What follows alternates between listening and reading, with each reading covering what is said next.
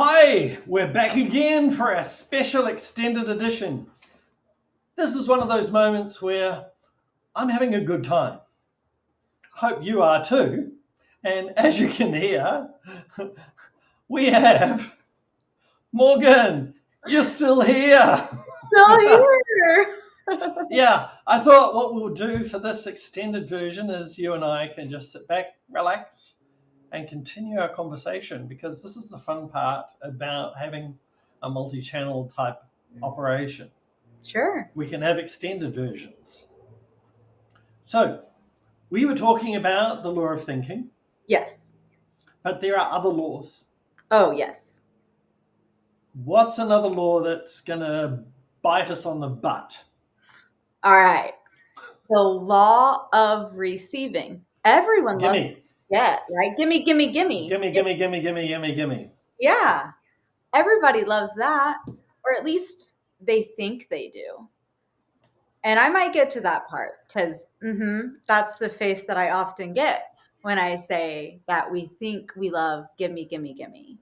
But there's actually some times where we don't. Have you ever been given a gift and you tell somebody, "Oh, you didn't have to do that"? Oh, thank you. Oh, yeah, I really appreciate it. Oh, look, thank you. You didn't really have to do that. Yeah. You're not in harmony with the law of receiving when you do that because you did not graciously receive a gift that was given to you. If they didn't want to give you a gift, they wouldn't have. So, of course, they didn't have to do it. They chose to do it. They wanted to do it. And that trips people up sometimes when they're like, "Oh, I say that all the time. I didn't realize that I was actually trying to not receive a gift." Because you're telling the universe here, this is it. No, I don't deserve to receive these things. I shouldn't be receiving them. So Yeah, please stop. exactly. Now, the law of receiving isn't actually really about receiving like we think it is. It's not really about the gimme, gimme, gimme. We think when we hear the word receive that it is about the gimme, gimme, gimme. But this law actually would probably be better aptly named the law of giving. Because the first law of receiving is that in order to receive, you must first give. You must give to receive. But people want to get first. Like, when I get this, then I will give that. And I see it a lot in philanthropic giving. When I have Let's. money, then I'll give. What about our kids? They don't give first. We have to give to our kids. What makes you say they don't give first? Well, I'm a baby. Okay. I'm lying there. I've got nothing to give. You have so much love to give. Have you ever seen a baby smile or Yep. coo? It's Oh, like yep. almost impossible for that to not melt your heart. It's almost impossible for that to not bring a smile to your face, unless you're like What a a, psychopath or something. No, not today. Not today. Not today. One of my favorite movies is the movie with Bruce Willis and Dame Helen Mirren called Hmm. Red. Okay. And there's a scene in there where it's an adventure film, and it's got some really twisted humor in it. Mhm. Dame Helen Mirren is an assassin. She kills people. That's her job, and it's a comedy. And there's a line. They set the car on fire to hide the fact that Bruce Willis and his girlfriend have been rescued, Mm. and so there's bodies in the car that are burning. And whilst this is a bit of a macabre story, there's a really funny point to it. The girlfriend says to Dame Helen Mirren, they hug because they're pleased to see each other, and then Yeah. it's, where'd you get the bodies? And Dame Helen Mirren, absolutely flat, deadpan, she just looks through and goes, "In my freezer, dear." Oh, okay. Just, next to the peas, Yeah, next to the frozen chips, next to the frozen chicken, and just in my freezer, dear. in the freezer, dear. Yikes. And it's so deadpan how she says it, Hmm. and the just the delivery of it is so perfect for the moment. Yeah. Now, my point about this is not just the weirdness of the story, but she responded in it's another typical day. Yeah. This is normal for me. Hmm. She didn't react going, it's a dead body. Or, yes, I'm a bad person because I killed someone. For Right. her, her values are not at the same level as others. Hmm. How do you think people would handle it with different values?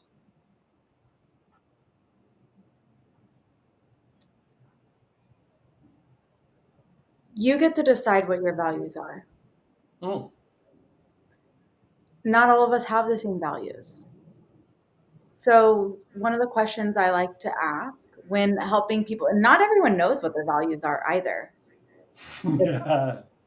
And And never, there's the other thing. We don't know our values half the time. yeah. So, we don't know if what we're doing is in harmony with our values. And so, I like to ask the question this way, and I would love to give credit where credit is due, but I do not remember exactly who this came from. This is not like Mm, me, right? But who this came from. And the idea behind it is when you put your head on your pillow for the last time, what's going to be important to you? What are the 5 things that are important to you? And that really helps you see what your values are.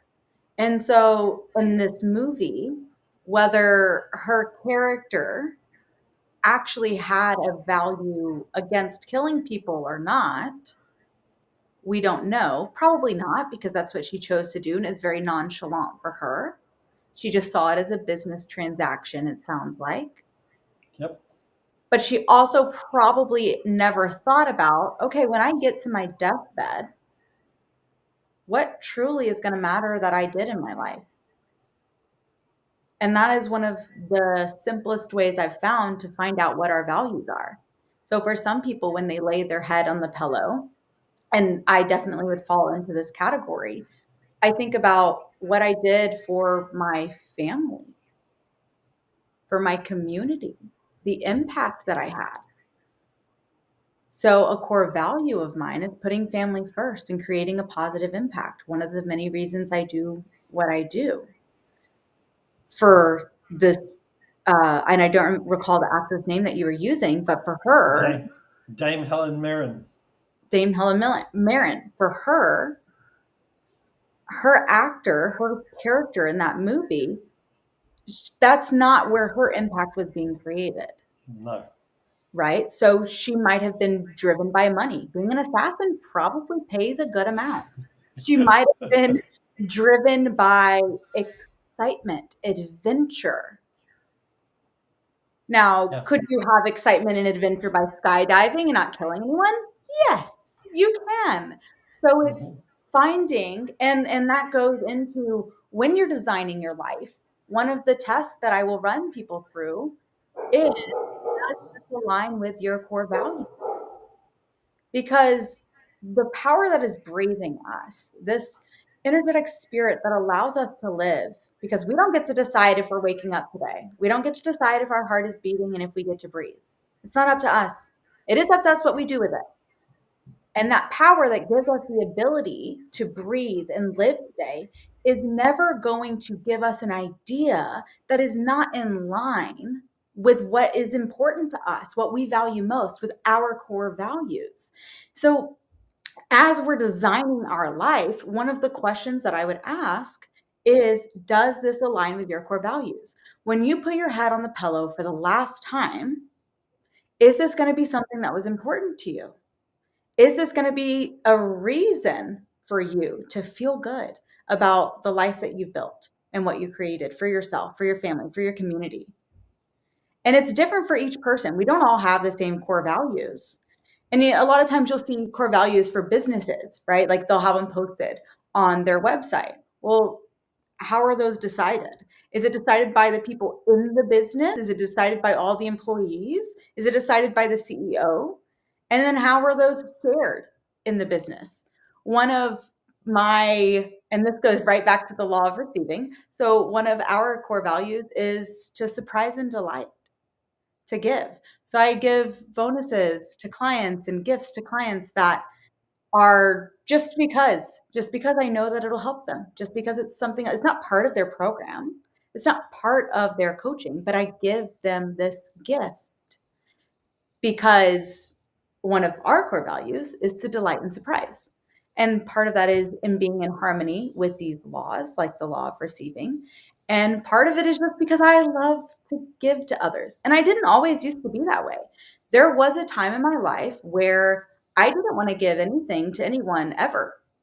Birthday presents, didn't want to give birthday presents. Who's like that? You don't seem to be that mean. Oh, I've I mean, mean wasn't really ever how I was, but I've changed a lot of the ways that I thought. And it wasn't about necessarily giving the gift. It was out it felt like I didn't have enough to give. That's Was it why. and why do you think you didn't have enough to give? Why did you think, was there something happening in life that was draining you? Um Or no, shouldn't I ask that question? funny that you ask. Yeah, there was. There it was a very draining time in my life. And I think a lot of that, I think that was part of it. And I think, looking back, hindsight, it was a predominant thinking pattern I had adopted from growing up. We just didn't have much, but my dad was willing to give all the time. He would give the shirt off his back, not think twice about it. It did anything he had, he was ready and willing to give. But because I felt this like constriction of not having, I didn't understand how and why he gave and how he did it so effortlessly. And so it's kind of a two-parter. There was a part of me at that point in my life that didn't understand how good it feels to give. I love giving. I love to give now. But I didn't feel that way. I felt pressure to give gifts to people. And I felt like, well, what if they don't like the gift? What if it's not useful for them? What if it's not something that they enjoy? And it didn't feel good to give. It felt constrictive. It felt like a responsibility and a burden. It felt like a burden. And I don't have that experience anymore, but there definitely was a time. And so, in ourselves, we can notice where we have these different patterns of giving and receiving and how we are in harmony with the law of receiving. And I talked to briefly just mention philanthropic giving. You maybe have heard people say, when I have more, I will give more. And a mentor that I had, Andy Frisilla, a mentor that I had at one point, I would hear him say over and over again, if you can't give when you don't have anything, you won't give when you do.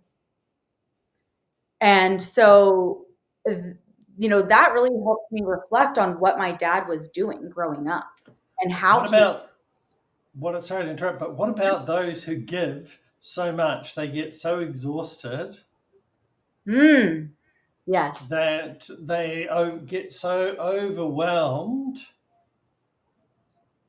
Yeah. that they actually break down? And ironically, you can be both of these people at the same time, speaking from experience. So Me too. you can't pour from an empty cup. No. And you give in some ways, right? We want to give so much and we don't put ourselves first. And there is I balance isn't the word that I prefer to use, but it is the word we often hear used. I prefer to use the word harmony because really there's not a balance. Hmm. but it can be harmonious. You can be in harmony with the amount that you're giving to others, the amount that you're giving to yourself. Because really, what you're doing there, Jake, when you're giving to others in that way and you're pouring from an empty cup, forgive me, you're actually not giving to yourself. No. And that goes kind of back to that negative pattern of self belief, self behavior. And part of it might be I don't deserve this, like a lack of deserving. Part of it might be everyone else comes first, I come last. And it depends on a lot of things in your life, like where these thought patterns come from. And we often don't know we have them. I know a thought pattern that I was given as a child. Mm-hmm. Make other people happy and you will be happy. Mm. No, I make me happy so I can make other people happy. Yeah. See, that's a reframe that you gave yourself. Yeah, I'm and it was a real hard one because the other one. Now, I have a rather sad moment to share that's very personal. Okay. Okay, my mother's at the end of her life, Hmm. and we're just waiting day by day at the moment. And we've been watching her go through the cancer journey, and it's been horrific for her. Yeah. And a few weeks ago, I was having a conversation with her about some things that she had taught me in life. And one of the things she taught me was never make anyone cry. Don't make the girls in your life cry. Well, as a coach for the last 30 years, I make everyone cry. I make guys cry. I make girls cry. I make animals cry. You name it, I make them cry. Yeah. But I make them cry because it's an emotional release. It's a safe space because I create the safe space for them. Sure. And by creating that safe space for them, they can take that pain. Yeah. That is actually stopping them from receiving. It's stopping them from giving. It's stopping them from thinking, and they can release it. And I find that when I've learned over the years, a lot of therapists you'll go to a therapist or a coach or a therapist, and you have symptom A, symptom B, symptom C, symptom D, and symptom E. Yeah. And so what does the therapist do? They go, oh, well, it's this, and this. That's not how I work. I ignore those symptoms and I go to the root cause. Mm-hmm. And I go, and somebody said, oh my goodness, it's like you're going straight to the jugular. Yeah, I am. I'm going straight to your heart. I'm going straight to the point that matters because I know these things are reactions. They're not responses, which is what you were saying earlier about react and response. Mm-hmm. And so what I've done in my world is I go straight to the heart. I go straight to the core. And then the second that we deal with the core, whatever that core is, most of these reactions disappear. Yeah. Of their own accord. Mm-hmm. Because you've changed the root. You've changed the root belief. Exactly. Well, it's not just the root belief. I've addressed the root issue. Yes. The situation, the issue, the cause, whatever it was. And so when that's happened, the transformation is amazing. My goodness, I remember one guy, he was a businessman. Mm-hmm. He had a very successful trucking firm. He wanted more business. Sure. But he also wanted the love of his life. Okay. And because of who I am, I haven't actually told you much about who I am. You probably don't know this, but I've been psychic since I was 10. So I did some intuitive work around him, and I went, well, I can see there's a pathway in front of you as far as love is concerned, and there's two women for you to choose from. And I said, now, normally I don't identify them. Mm-hmm. I don't want to give a character or a specific about them, because Yeah. people don't need to know that. They need to feel it from here. They want the relationship should come from here, not from me saying, oh, it's a blonde or a brunette or a blue-eyed or a brown-eyed. Sure. And I said to him, I can see one's brown-eyed, one's blue-eyed. Hmm. You're going to have to choose between them. Choose the one who makes your heart sing. The one that makes your heart sing, that's your message. The heart singing is your message. He went, It's okay. so much of our lives, our heart Yeah. singing the message. Having somebody that makes your heart sing is so important. And for a guys don't think with their heart. They think with their little heart. Yep.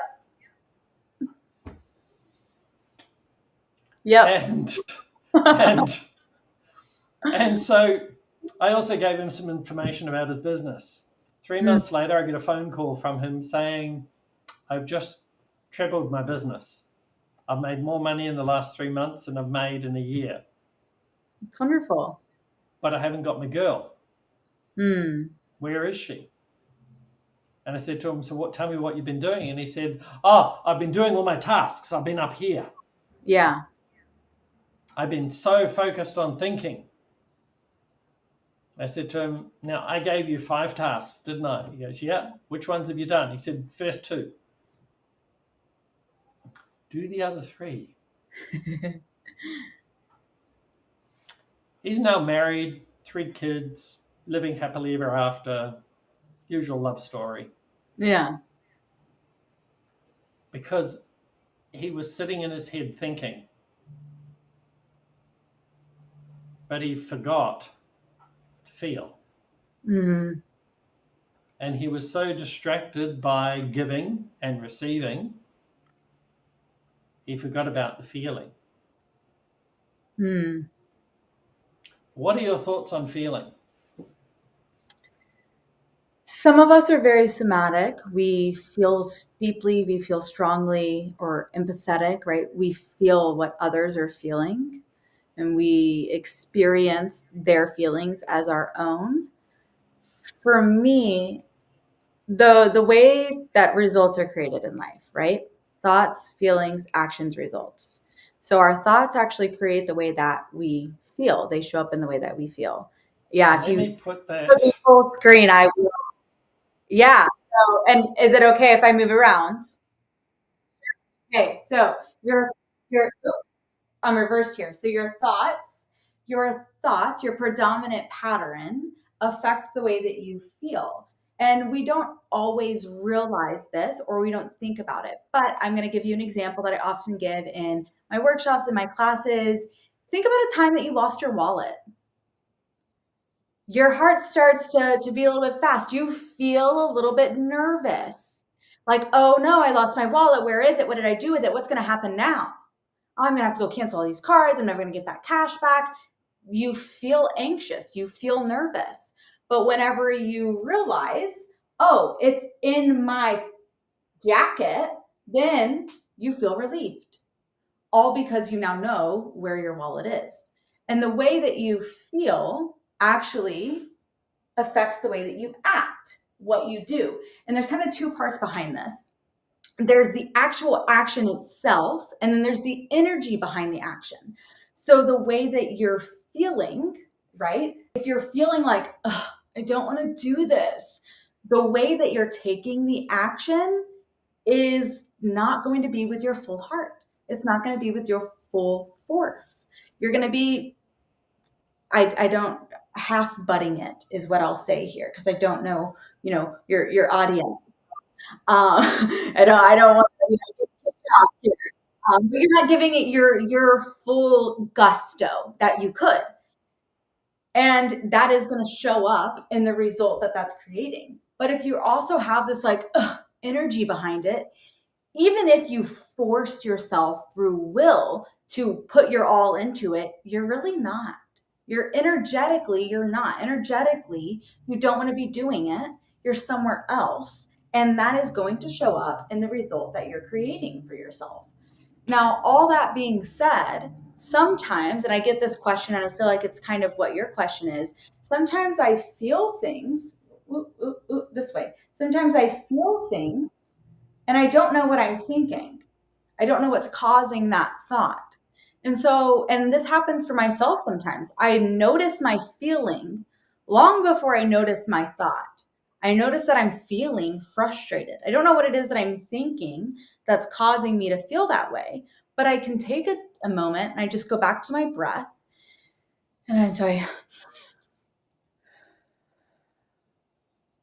and then I do that again, much slower, like I'm breathing through a straw. So like in through my nose, out through my mouth, like I'm breathing through a straw. And that helps you move into your parasympathetic nervous system, which is rest, digest, create.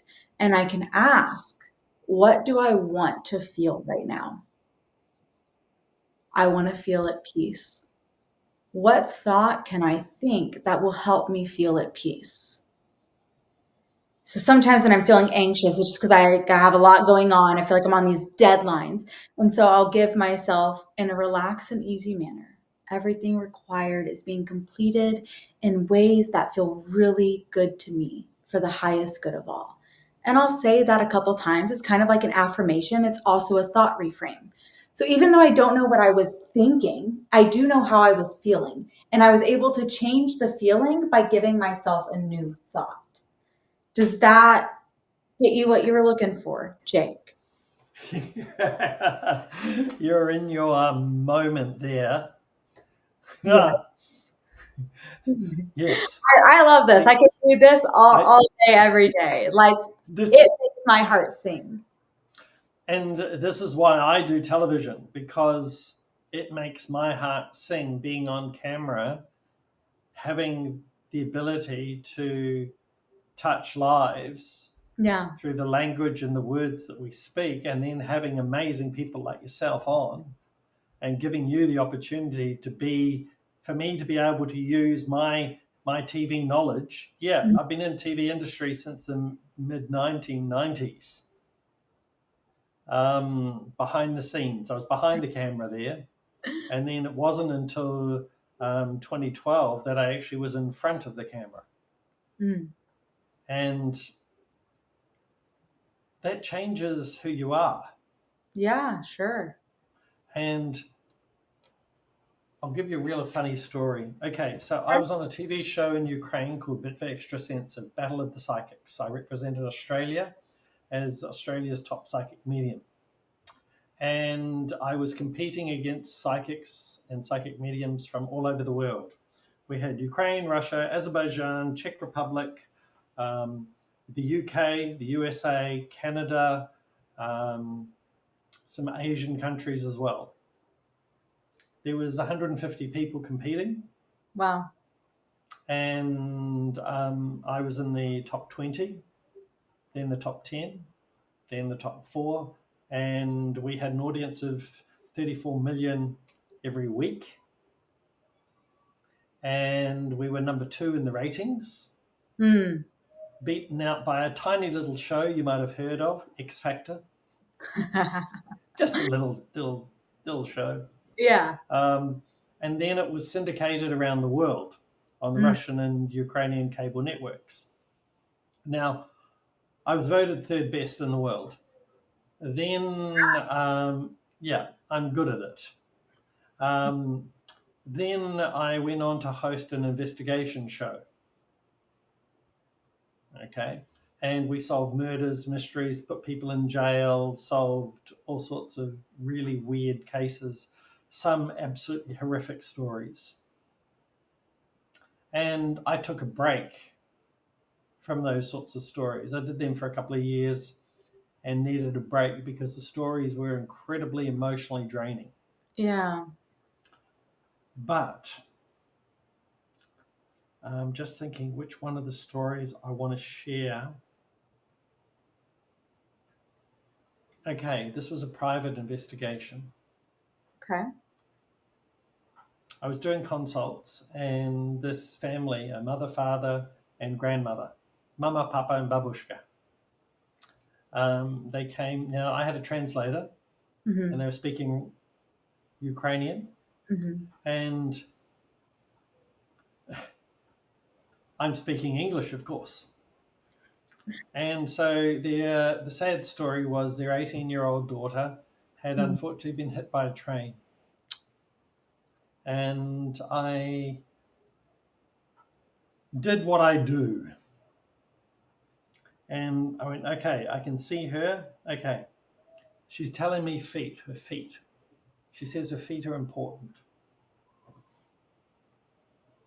I don't understand why I'm seeing feet and hearing feet. The mother and father burst into tears. Now, this is in Ukraine. This information is not on Facebook. This information is not public knowledge. It's impossible for me to know.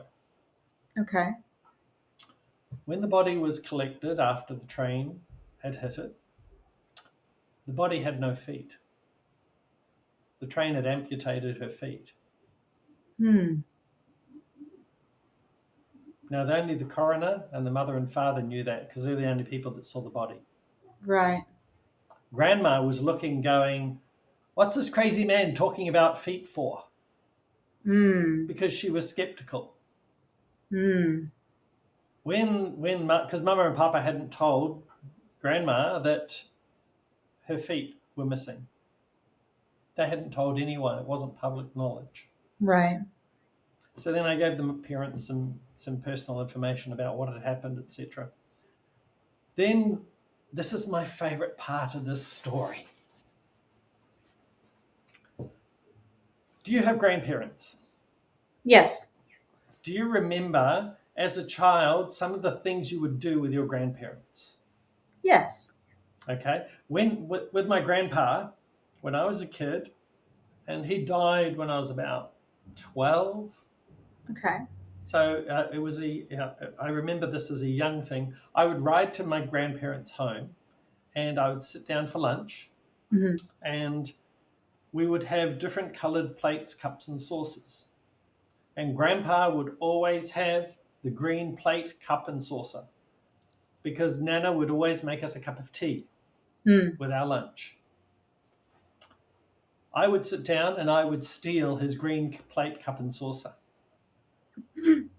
Now, Grandpa was a cripple, so he was on crutches all the time. Mm-hmm. So once he sat down, that's it. He wasn't moving for a while. And that was my thing with my grandpa. Yeah. Now, going back to my story with this grandmother, Babushka, she said, I had a fight with my granddaughter the day before she died. Hmm. Does she love me? Aw. Now, I wasn't going to say to her, yes, of course your granddaughter loves you. Right. No, I wanted evidence. So then my hand started making this symbol and started doing this, going around in circles. I'm going, okay, she's making me do that. Now what? Then my arm went up and now, okay, I've got a mixing bowl. I'm mixing something. Okay, it's white, it's fluffy. It could be eggs, but there are these little brown lumps in it. Hmm. Babushka goes, oh! When this girl would go to visit her grandmother, Grandma would make mashed potatoes Ah. with chocolate chips. Oh. Okay. I was thinking potato skins is what the brown lumps were. Okay. Chocolate chips. Interesting. Now, the fun part about this was, ew! I've never had choc chips and potato. Yeah. It's not typical Ukrainian food. Well, potatoes, the mashed potatoes is, Sure. but Not too chocolate chips? It's not a traditional Ukrainian dish. It's a Yeah. unique to this situation. So I gave evidence. I gave something that it was impossible for me to know, Mm-hmm. something that was between both her and her granddaughter. Mm. She knew in that moment, she goes, oh, my granddaughter loves me. Aw. In that moment, because let's face it, this was a really weird consult. Yeah. Feet, now mashed potato and chocolate chips. Yeah. But from it, the parents, their marriage got stronger from that moment onwards because up till then, their marriage was about to crash and Mm. collapse. They'd lost their daughter. They were both grieving. So I Yeah. helped them with the grief. Then grandma was also grieving, and she thought that her granddaughter died hating. The regret. Now, a year later, my mother in law, well, ex mother in law now, was working in her pharmacy at the hospital in that city.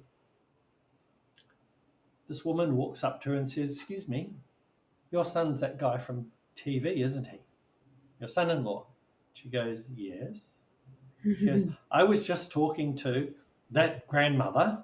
Mm-hmm. And a year later, she's still telling the story of how her granddaughter loves her and this weird guy doing something strange and alternative from New Zealand was in Ukraine, and he helped her by telling her about the mashed potato and chocolate chips. Mm-hmm. That to me, I've just created a legacy there. Absolutely. I've got a babushka whose heart is no longer broken. Yeah, She's lost her granddaughter, which is heartbreaking in itself. of course. But I've shown her that through evidence that she was loved. Mm. I've addressed her values, her beliefs. And when she was sitting there, as far as she was concerned, I was this crazy guy, this crazy weird guy, who she didn't believe in any of that nonsense, the energy nonsense, the woo-woo nonsense. Mm. The skepticism was enormous, but she left with an appreciation. But more importantly, she left with her heart at peace. Yeah, Well, the whole family did. right. And that to me is why we have our beliefs and our values. My beliefs and values are very different to a lot of people, Mm-hmm. but I've been able to change some lives because of it. I've Yeah. been able to put people back into their hearts. I had one man, I won't tell you what happened to his daughter. He was 6'6", built like a, and he came up to me and he went, thank you for doing what you've done today. You finally brought peace to our hearts. And with tears in his eyes, he gave me a hug. Aw. This is why we do what we do. Absolutely. Getting people into their feelings and helping them move through those feelings, giving them a reaction that brings peace to their hearts. Because I'm just going to go back to your whiteboard for a moment. Okay. Yeah.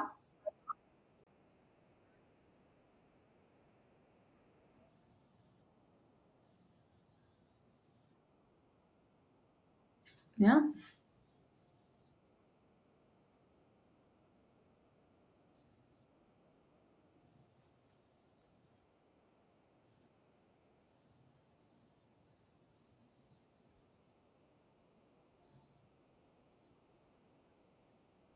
Right.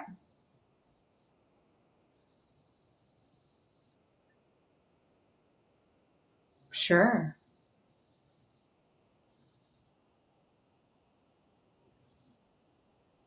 Mm. Yes.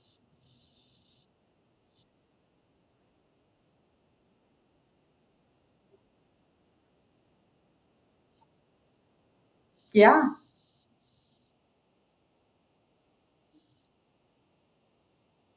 Mm.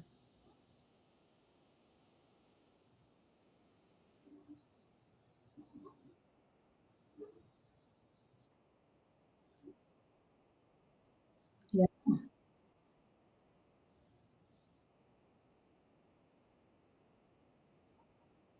Hmm.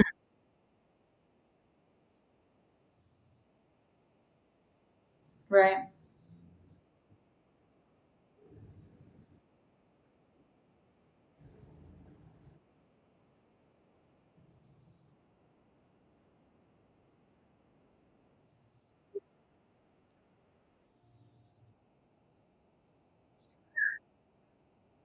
Yeah.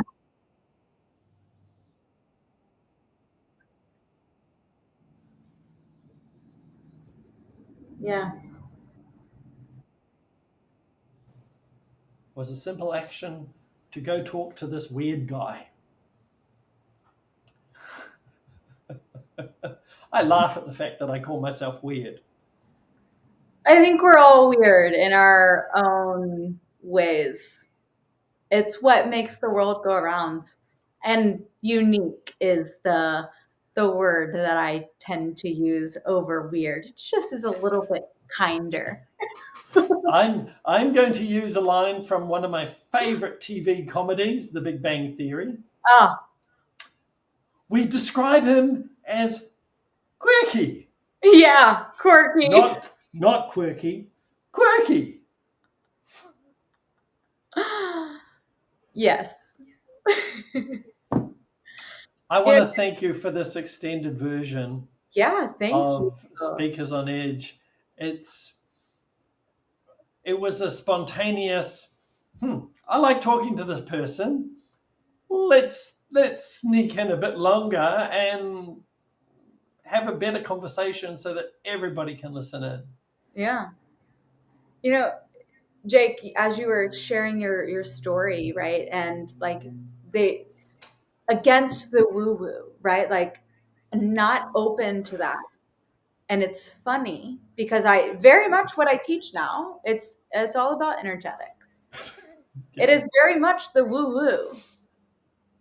I was resistant to the woo woo. I didn't know anything about the energy in the world, the way that it correlates to us. And the principles that I teach now, they found me. I was not out there looking. yeah. They came to me and then I heard over and over again, teach this. And I said, no, no, I'm busy. I have my whole real estate business that I'm doing. No. And there were the unit, you don't tell the universe no. So it just kept getting louder and louder and louder. And I changed my whole life with these principles. And now I get to help others, and it is the most fulfilling work in the world. Yeah, it is. It is. And I know that when I have conversations with people, they're shocked because I will give them a message. And as I say to people, when you hear, and I say this to my coaching clients all the day, Mhm. you have heard me say this story, X, Y, Z, whatever the story is. Mhm. Remember, there's 50 layers to it. Don't look at it from just that one point of view. Yeah. There's 50 different views from there, or 360 actually, if you want to do a circle. And then we'll make it three multi-dimensional. And Mhm. then we'll not just do it as our expected dimension. We'll go into the other dimensions as well, and we'll just blow the brain out even more. See, the fun thing about today's episode is You didn't know this about me I did not. before we spoke. No, No. I know. I know. And this is the fun part about doing this show is I get to meet amazing people. And there's more to you in the woo-woo than you're ready for.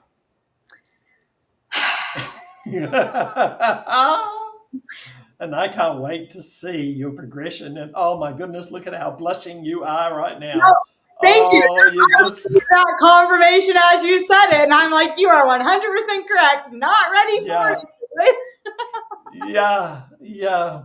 Oh, I mhm. always meet people at the perfect time That's to the way help it them works. believe one thing. Okay. You have wings. Trust them. Spread them. You can fly. And as Mm. you stand on the edge of that cliff, waiting to jump, don't wait. Trust your wings. Take the leap of faith. Spread the wings. Fly. But you stopped breathing just then. I saw that. That was fun. What? But when you take off, you are not going to climb. You will drop. Keep flapping your wings. Yeah. Keep flapping, because then you will get the momentum and you will fly. Right. You have to drop that little bit first. You have to trust in the drop to give you the momentum to fly. Mm-hmm. But most people, we drop Yep. and we crash. Yep. And so the more you trust your wings. When a bird lands on a branch, does it trust the branch? No. And trust that it can take back off again. It trusts that it can fly. And if it starts to drop, it just flaps its wings again. Hmm. You have wings, spread them. That's an analogy that I appreciate. I just called it like taking a leap of faith before, but I'd left the wings piece off. It was just take the leap, which is something I have done for myself over and over again. And what got me here, what brought me here, I should say. But I appreciate the wings analogy because it's putting it back in your control. That's right. It's giving you, and it's putting you in the place. I always say to people, do not trust me. Don't trust somebody else. Mm-hmm. Trust you. Yeah. Because people are strange creatures. And we have expectations that we put on others. Mm-hmm. But when we trust in ourselves, I trust those that I love. They will love me back. I trust those that feed me will feed me good food. Mm-hmm. They don't always. Those that I love don't always love me back the way I want to be loved. Those Yeah. who feed me food, they don't always. But I trust that if I taste something or smell something that's off, I'm gonna spit it out. yeah, I'm not going to swallow that. Yeah. And it's the same with love. Something I like this person. There could be lust there. There could be passion there. There could be desire. But there's something missing. Yeah. Feeling up here in thought. So the thought, actions, and results could be that, oh, I think they're pretty. The actions could be, oh, we're passionate together. The results could be, wow, we have fun with intimacy and experiences, Yep. but I feel so alone. Mm-hmm. It's moving from your heart to your head. Yeah, It's and this is a little bit different than, just the results formula. And yes, that feeling is part of it, right? That feeling is part of it. But moving into your intuition, your heart space. My one of my mentors, Mary Morrissey, likes to say, "Your knower knows. Your knower knows.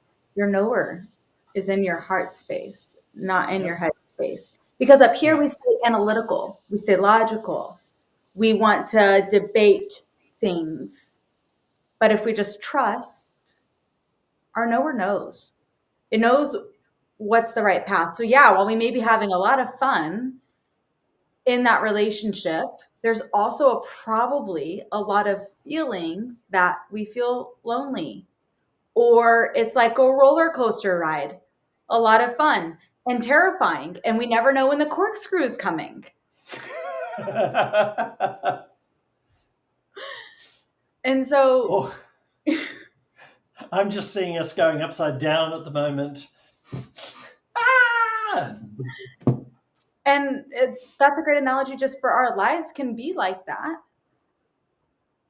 if we are not aware of how to trust ourselves, how to trust the process, and how to use these invisible laws, use the energy and work with it instead of against it. Yeah. And I just want to go back to the full screen again of you because there's a point there.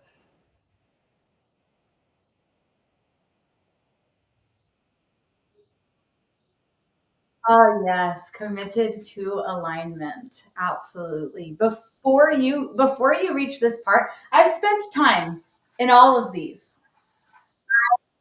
I And sometimes we're in more than one camp at a time. Sometimes we're the overthinker, the blamer, and the burnout, all wrapped up in one. Oh, yes. Oh, yes. Oh, yes. Mhm.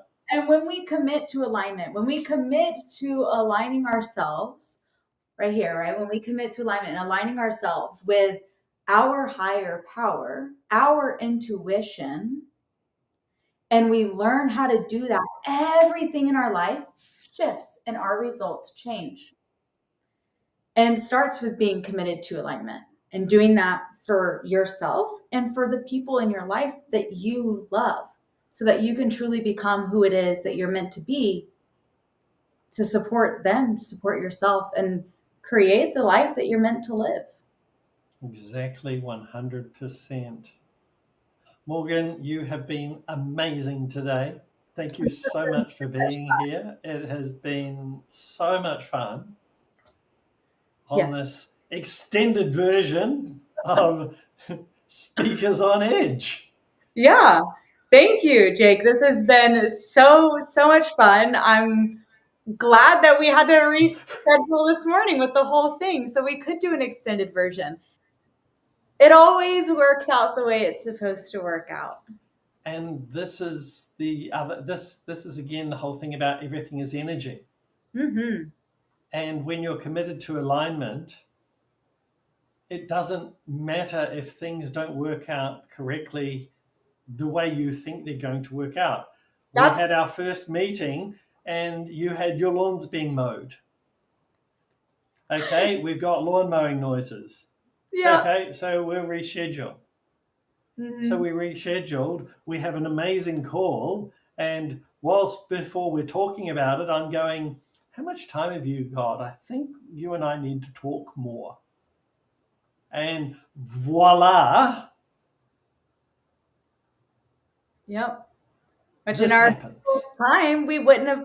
I had another meeting that I needed to run to, so we wouldn't have gotten to do this.